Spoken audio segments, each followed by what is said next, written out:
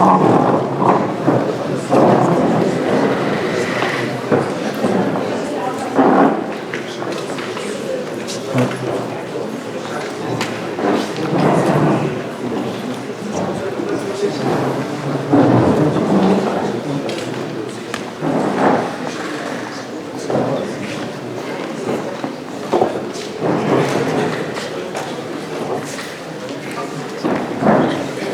الله الرحمن الرحيم، والصلاة والسلام على أشرف المرسلين السيد والي سوسة، السادة ممثلو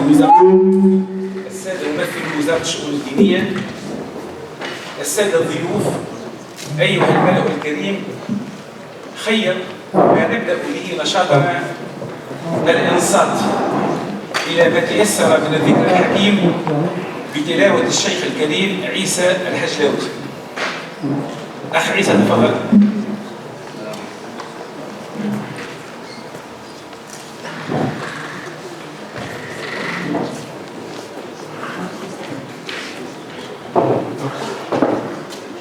أعوذ بالله من الشيطان الرجيم.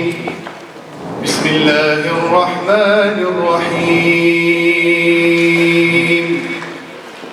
وإذ قال لقمان لابنه وهو يعظه يا بني لا تشرك بالله إن الشرك لظلم عظيم. ووصينا الإنسان بوالديه حملته أمه وهنا على وهن وفصاله في عامين أن اشكر لي ولوالديك إلي المصير. وإن جاهداك على أن تشرك بي ما ليس لك به علم فلا تطعهما وصاحبهما في الدنيا معروفا واتبع سبيل من أناب إلي ثم إلي مرجعكم فأنبئكم بما كنتم تعملون. يا بني إنها إن تك مثقال حبة من خردل فتكن في صخرة أو في السماوات أو في الأرض يأت بها الله إن الله لطيف خبير. يا بني أقم الصلاة وأمر بالمعروف وانه عن المنكر واصبر على ما أصابك إن ذلك من عزم الأمور. ولا تصاعر خدك للناس ولا تمش في الأرض مرحا إن الله لا يحب كل مختال فخور. واقصد في مشيك واغضض من صوتك إن أنكر الأصوات لصوت الحمير. ألم تروا أن الله سخر لكم ما في السماوات وما في الأرض وأسبغ عليكم نعمه ظاهرة وباطنة. ومن الناس من يجادل في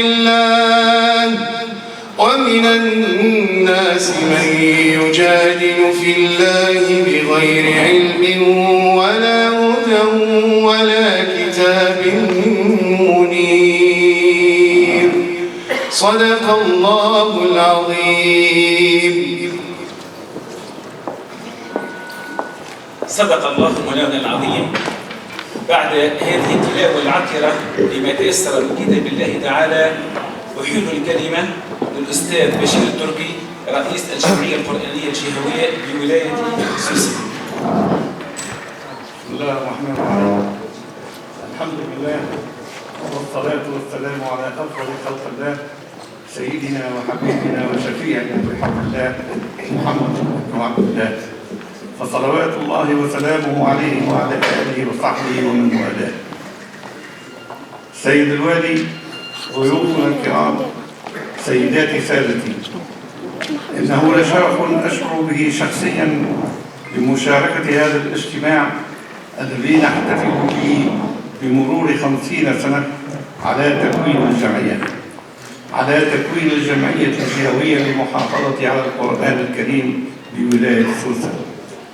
وقد ازداد هذا الاحتفال بهجة ورفعة بانعقاده تحت إشراف معالي وزير الشؤون الدينية السيد عثمان بطيخ، الذي تعذر عليه الحضور في الوقت نظرا لوفرة مسؤولياته وأشغاله بمكتبه، سيما في هذه الأيام التي تمر فيها بلادنا بفترة حرجة تتطلب من الجميع مزيد اليقظة وبذل أقصى المجهودات للقضاء على الفئة الضالة التي قامت وتقوم باسم الدين والإسلام وهما منها براء، تقوم بأعمال إرهابية فروعت العباد بما ارتكبته من قتل لأنفس بريئة، منهم من قدم لبلادنا للسياحة والتعرف على معالمنا التاريخية ببارنا. وهذه الفئة الضالة ينطبق عليها قوله سبحانه وتعالى: الذين ضل سعيهم في الحياة الدنيا ويحسبون أنهم يحسنون صنعا، أولئك الذين كفروا بآيات ربهم ولقائه فحبطت أعمالهم فلا نقيم لهم يوم القيامة وزنا، ذلك جزاؤهم جهنم بما كفروا واتخذوا آياتي ورسلي هزوا. كما أن حضور السيد الوالي والي سوسة المحبوب السيد عبد الملك السلامي هذا الاحتفال دليل على ما يوليه هو شخصيا ومن خلاله حكومة الجمهورية الثانية من اهتمام وتقدير لعمل هذه الجمعية المتميز والهادف إلى نشر ثقافة إسلامية يسودها الاعتدال والتسامح والبناء والتعمير لا الهدم والتخريب. أيها السادة والسيدات، إنه في بداية الاستقلال وتحديدا في سنة 1965 تكونت هذه الجمعية ببادرة من بعض الرجال الغيورين على القرآن الكريم، منهم من التحق الآن بالدار الآخرة كالسيد محمد براوي وهو من رجال التعليم، والسيد براوي بريانة وهو من أصحاب المهن الحرة، كانت له مطحنة حبوب الصفرة داخل المدينة العتيقة، والسيد عبد الحفيظ براوي وهو من رجال التعليم وهو من رجال الإعلام، والسيد الهاشمي الإسكندراني وهو من رجال التعليم، لما شاهدوه من تقلص الاهتمام بحفظ القرآن في البرامج المدرسية الرسمية ومن تهميش مستوى حفظة القرآن على قلتهم ماديا واجتماعيا، فسعوا إلى تكوين هذه الجمعية التي أطلق عليها اسم المجلس الجهوي للجمعية القرآنية بولاية سوسة، وأسندت رئاستها ذاك للشيخ حميد زين العابدين، وهو أحد الأئمة الخطباء الثلاثة للجامع الكبير بسوسة ووكيل رئيس المحكمة الابتدائية بها، لما عرف به من الغيرة على القرآن وعلى حملته. وكان من أهداف الجمعية التشجيع على حفظ القرآن وتفسيره وترتيله، وكانت تنظم مسابقات سنوية تقام في ليلة 25 من شهر رمضان المعظم، تسند فيها جوائز أهمها للمتفوق في حفظ كامل القرآن، وكذلك للمتفوق في تحديد دراسة يكون موضوعها متعلقا بتفسير آيات من القرآن لها مساس بالأخلاق أو بالنظام الاجتماعي. وكانت الجائزة عبارة عن حجة لبيت الله الحرام، فتدفع للفائز كامل مصاريف التنقل والإقامة. وكان الاحتفال يقام بالجامع الكبير بسوسة تحت إشراف السيد رئيس الجمهورية، وكان يحضر نيابة عنه الوزير الأول، كما يحضره عدد من الشخصيات الحكومية ومن الضيوف الممثلين للحكومات الإسلامية الذين أعجبوا بما شاهدوا. وقد عبرت الإذاعة السعودية وقتها عن هذا الإعجاب بقولها بأنه توجد في مدينة يقال لها سوسة جمعية تعتني بحفظ القرآن وتوزع الجوائز على المتطوعين في الحفظ ودعت للنسج على منوالها. ومن ذلك التاريخ أصبحت المسابقات القرآنية وتوزيع الجوائز تقام في عديد من البلاد الإسلامية. وبذلك فإننا نرى بأن هذه الجمعية ليست هي أول جمعية للمحافظة على القرآن الكريم في تونس فقط، وإنما هي أول جمعية أحدثت في العالم الإسلامي، وهو ما يسمح لنا بأن نذكر بالحديث الشريف الصحيح القائل: من ابتدع بدعة حسنة فله أجرها وأجر من عمل بها إلى يوم القيامة. أيها السادة والسيدات، إيمانا من الهيئة المسيرة للجمعية بوجوب التطور نحو الأفضل، عملا بالسنة الكونية التي علمتنا بأنه من لم يتطور يصيبه الجهود والفناء، فقد وقع تحيين القانون الأساسي للجمعية بما يتلائم مع المرسوم عدد 88 المتعلق بالجمعيات الصادر بتاريخ 24 سبتمبر 2011، بأن جعل من أهدافها نشر ثقافة الوسطية والاعتدال واحترام حقوق الإنسان ونبذ الدعوة للعنف والكراهية والتعصب والتمييز على أسس دينية أو جنسية أو جهوية. ومن هذا المنطلق أصبحت الجمعية تقيم محاضرات في مختلف العلوم الشرعية مستمدة من القرآن والسنة، وقد وجدت هذه المحاضرات إقبالا من مختلف الشرائح الاجتماعية، ولها رواد يتابعونها بالإنترنت في أنحاء عديدة من العالم. وها هي الآن وفي هذا السياق تقيم هذه الندوة العلمية تحت عنوان التنشئة الإسلامية في تونس من الطفولة إلى التعليم العالي.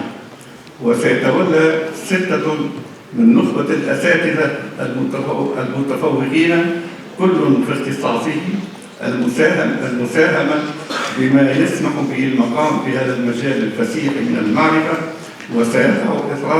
وسيقع إثراؤها بما ستبدينه أيها السادة والسيدات من نقاش إثرها، واضعين نصب أعيننا بأن العبرة بالعمل المجدي الذي هو من أفضل العبادات، لقوله سبحانه وتعالى: وقل اعملوا فسيرى الله عملكم ورسوله المؤمنون.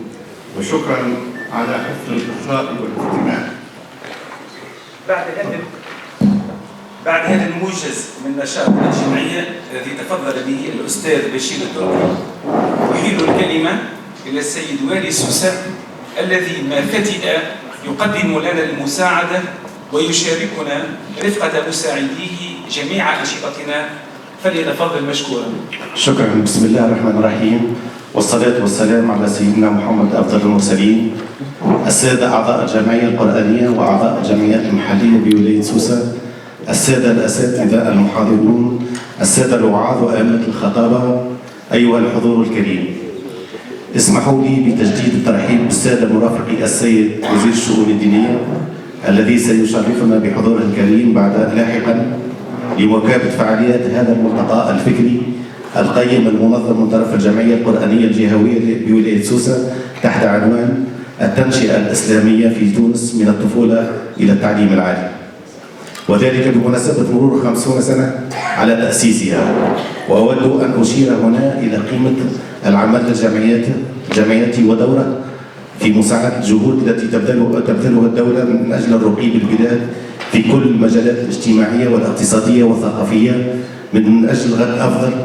ولعل الجمعية القرآنية الجهوية بسوسة وفروعها تلعب هذا الدور المهم، واختيارها لهذا العنوان دليل ملامستها للواقع المعاش خاصة بعد ظهور العديد من السلوكيات السلبية في الفضاء المدرسي والجامعي والانحرافات العقائدية التي لا تمد للتنشئة الإسلامية بصلة، وهو ما يدعو إلى إعادة نظر في المنظومة التربوية حسب أهل الاختصاص. أيها الحضور الكريم، أتمنى لهذا الملتقى النجاح والتوفيق وحصول الفائدة للجميع، والسلام عليكم ورحمة الله وبركاته. شكرا سيدي والي على هذه الكلمة الطيبة. شكرا سيدي والي على هذه الكلمة الطيبة.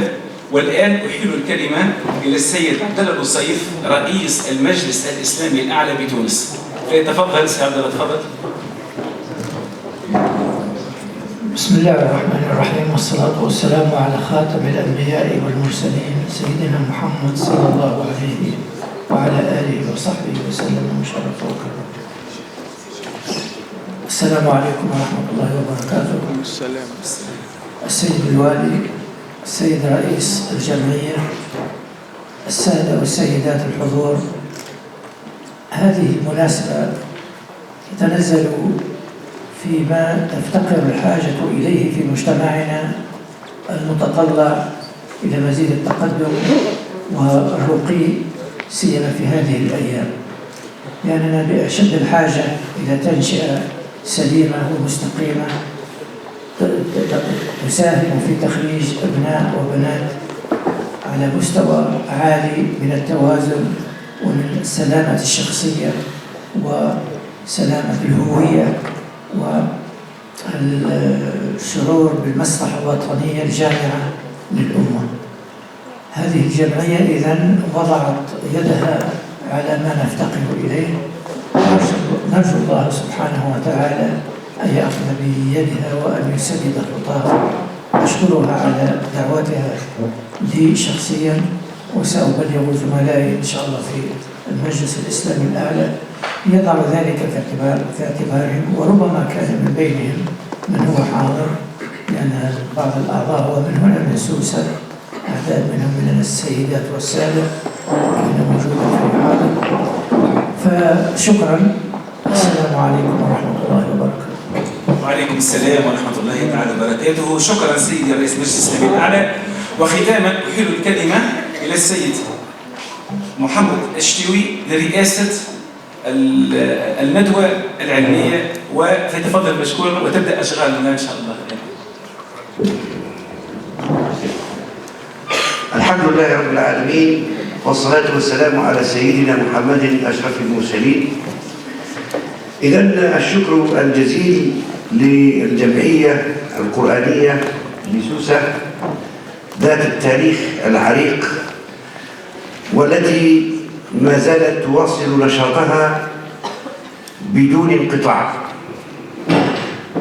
وشكرا للسيد الوالي وللسيد الوزير الذي سيشرفنا إن شاء الله بعد قليل، ولكافة الضيوف الكرام الذين أبوا إلا أن يشاركونا في هذا العيد، في هذه الخمسينية المباركة التي نرجو أن تكون مناسبة لمزيد العلم والتعليم. على كل، موضوع هذه الندوة التي اختارها المشرفون على الجمعية هو التنشئة الإسلامية. ومعلوم أن التنشئة الإسلامية مهمة جدا، خاصة عندما تكون قائمة على أصول علمية متينة. ومن هنا كان الاهتمام بهذه التنشئة أمرا مهما جدا، على أساس أنه لابد من تزويد الإنسان المسلم بعلم رصين متين قائم على الاعتدال والوسطية والتنوير، وقائم على مواكبة الحياة المعاصرة برؤية تجديدية ثاقبة من شأنها أن تقطع الطريق أمام تحريف الغالين وانتحال المبطلين وتأويل الجاهلين كما قال الرسول صلى الله عليه وسلم. ولا أريد أن أطيل عليكم في هذا التقديم. عندنا إذن نخبة من الأساتذة الأجلاء سيحاضروننا، ونبدأ بالمحاضرة الأولى التي سيلقيها على مسامعنا فضيلة الأستاذ رمضان بن ريانة، وهو إمام وله مجموعة من الكتب، وأستاذ تربية إسلامية متقاعد له نشاط غزير، من بينها كتاب الإعجاز الرقمي في القرآن الكريم، وكتاب المحافظة على الأسرة من الانهيار، وهو كذلك في صدد إعداد كتاب حول صفات الإنسان من خلال آيات القرآن الكريم. يتفضل إذن لكي يلقي علينا محاضرته بعنوان التنشئة الإسلامية في مرحلة ما قبل المدرسة بتونس، واقعها وآفاقها. وأذكر أستاذنا بن ريانة وكافة المحاضرين وأذكر نفسي لأنه لا يجوز أن تتجاوز المداخلة 30 دقيقة، فلنتفضل. بسم الله الرحمن الرحيم. حضرة السيد الوالي، إخوتي أعضاء الهيئة المديرة للجمعية القرآنية، أساتذة الأجلاء، أبنائي وبناتي الفضلاء، السلام عليكم ورحمة الله وبركاته. إن كنت أنا الفقير إلى ربه أكبر منكم سنا، فإني أقل منكم علما ومعرفة، وأدناكم اطلاعا للعلوم الحديثة التي نعيش. ورغم ذلك فاسمحوا لي سادتي أن أشنف مسامعكم بما سألقيه عليكم من خواطر دعبت مخيلتي قديما وتداعب عقلي حديثا وأنا ابن 75 سنة، ألا وهي التنشئة الإسلامية في مرحلة ما قبل الدراسة في تونس.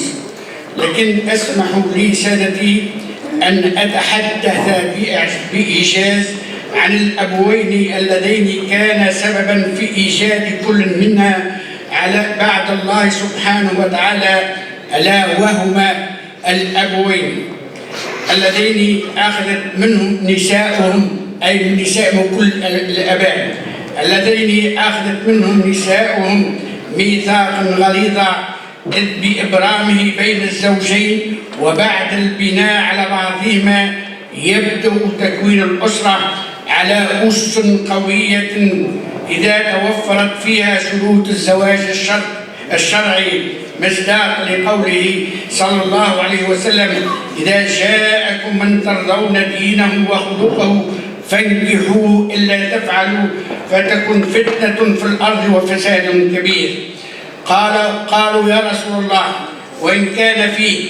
قال: إذا جاءكم من ترضون دينه وخلقه فانكحوه، قالها 3 مرات، رواه الترمذي.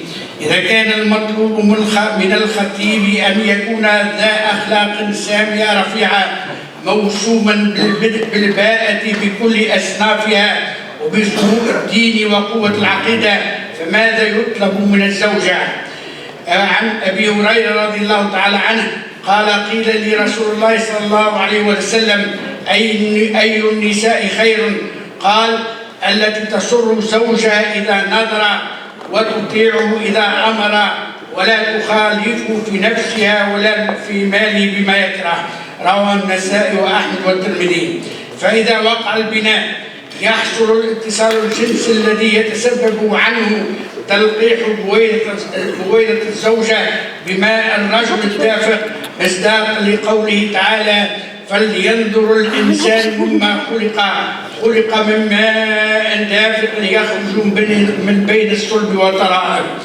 هذه دعوة ربانية لكل إنسان عاقل أن ينظر بفكره وبما آتاه الله من علم تجريبي نسبي وبتدبير رصين متفتح، أن ينظر في أصل خلقه الذي أودعه الله في أبويه، إذ أنه خلق برحمة الله على شأنه من ماء يتدفق عن طريق سبيل الرجل من صلبه الذي هو عبارة عن عظام ظهره الفقرية، فيلتقي بماء الزوجة الذي يخرج من ترائب المرأة الزوجة وهي عظام صدرها العلوية.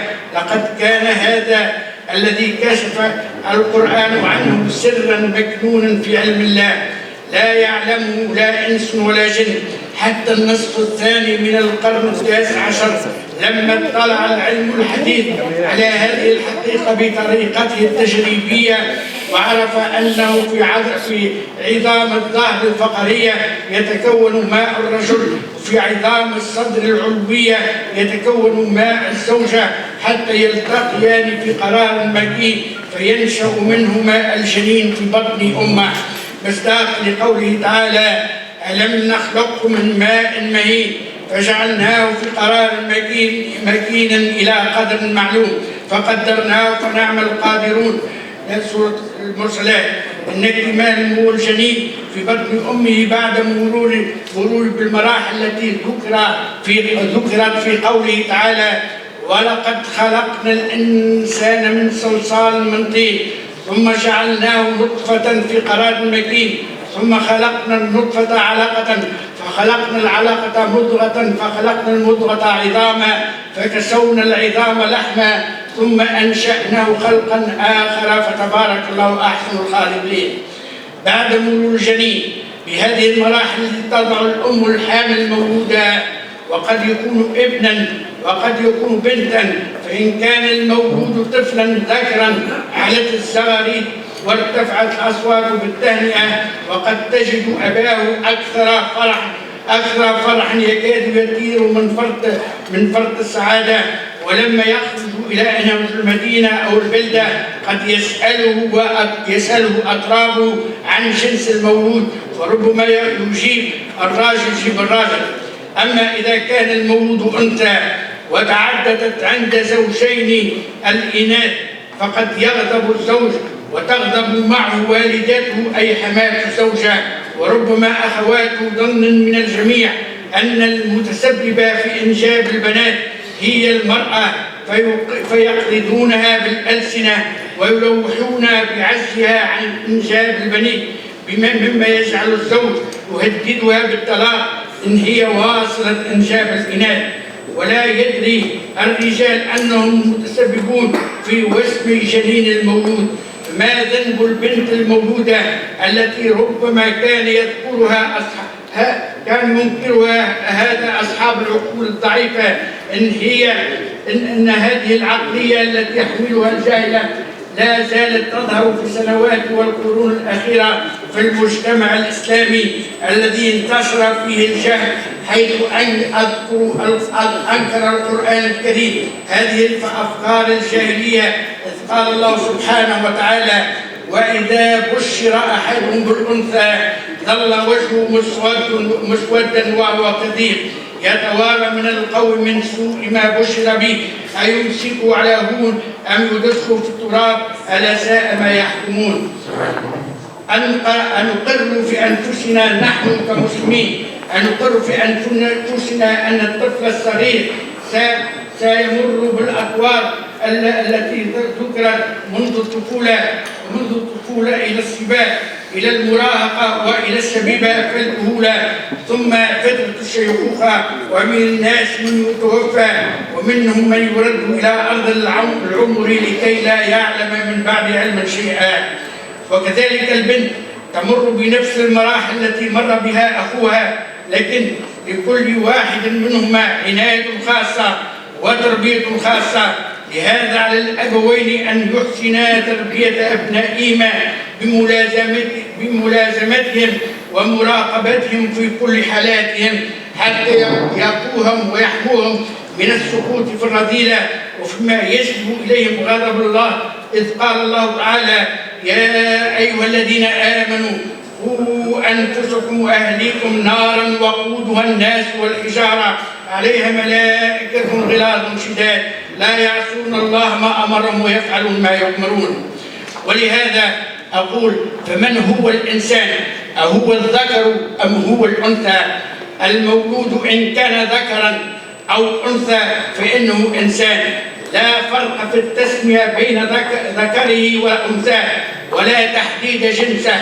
أما إذا عدنا القرآن الكريم وعملنا بعض تفكيرنا فيما ورد فيه من أسماء وألقاب وإشارات نجد أن كلمة إنسان ذكرت في القرآن الكريم 65 مرة، لو قمنا بعملية تجميع الأعداد، أي الأعداد المكون منها 65، لو قمنا بتجميع الأعداد حسب الطريقة التي يقوم بها المربي مع تلاميذته عند التثبت من صحة عملية الضرب، فيجمع أعداد الضارب وأعداد المضروب وأعداد النتيجة.